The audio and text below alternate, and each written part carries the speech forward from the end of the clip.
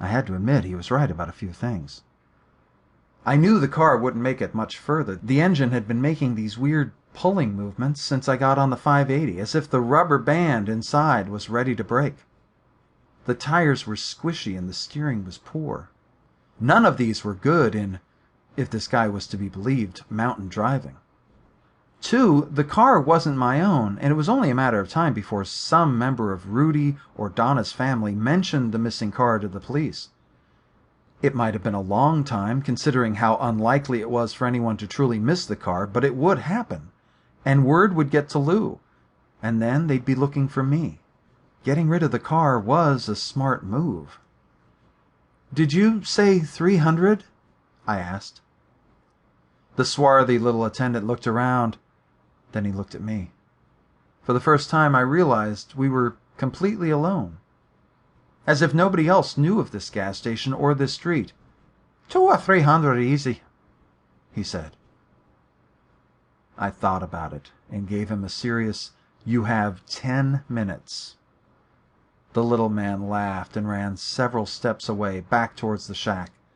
Then he turned back and looked at me. "Come on!" So I followed him in. The shack was unusually small, but filled with dirt. How could anyone work in there? The walls were covered in old pin-ups from what looked like the 1950s, and cobwebs that probably hadn't been cleaned in just as long. He offered me a seat across from his desk, a shoddy, unbalanced thing that he sat behind.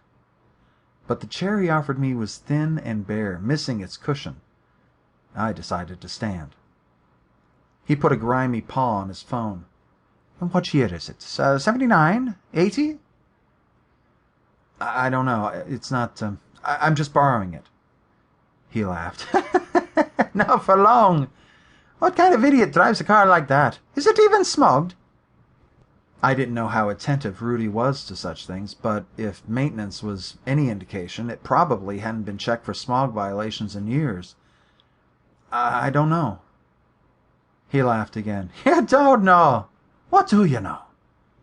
"Listen, I tried to say. No. Don't try to explain it. I know you people. You're just the type. So what happened? Did your own car not pass the smog test, or did it get impounded after the coppers spotted you draining your oil in the creek? You know how long you've had to get that thing smogged? Since 1982. But I guess you had better things to do with your decades, eh?" Stepping forward, I tried to lean intimidatingly without actually touching the desk.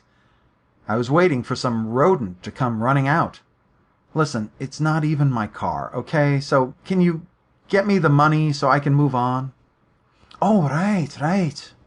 He waved the phone at me, an old rotary model with a heavy base. "This is all so new to you, isn't it? Devon and Piatisa." He spat. "Name ring any bells? Just about 200 BC. He set up the first wildlife sanctuary. Long before you idiots with your wildlife sanctuaries, which are only located in place you can't build on yet." "And what about Cuthbert of Lindisfarne? You ever hear of him?" "Of course you haven't. Created legislation back in 676 to save some birds on the foreign islands. Not like you jokers with your ideas of saving the forest by cutting down the trees. What is nature to you blokes, anyway? Just another steak? You could learn a thing or two from your elders, mate. Remember started protecting the forests back in the 3rd millennium BC. Not that it took.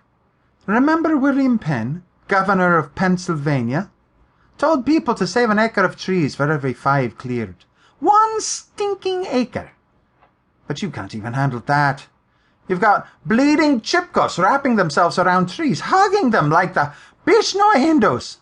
To save 1 organism, but you gotta chop it down, eat it up, burn it in a bleeding fireplace." The little man rose with a roar, nearly jumping on the table. Hey, I shouted. "I don't know what your problem is, pal. I don't even know what you're talking about."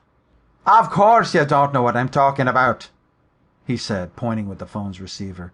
"None of you bothered to pay any attention. The ones who do just get ignored. You got to wait until the river's burning, until the smoke offends your genteel senses, before you realize what's going on. What about Gerald Eliot, eh? Essays on field husbandry?"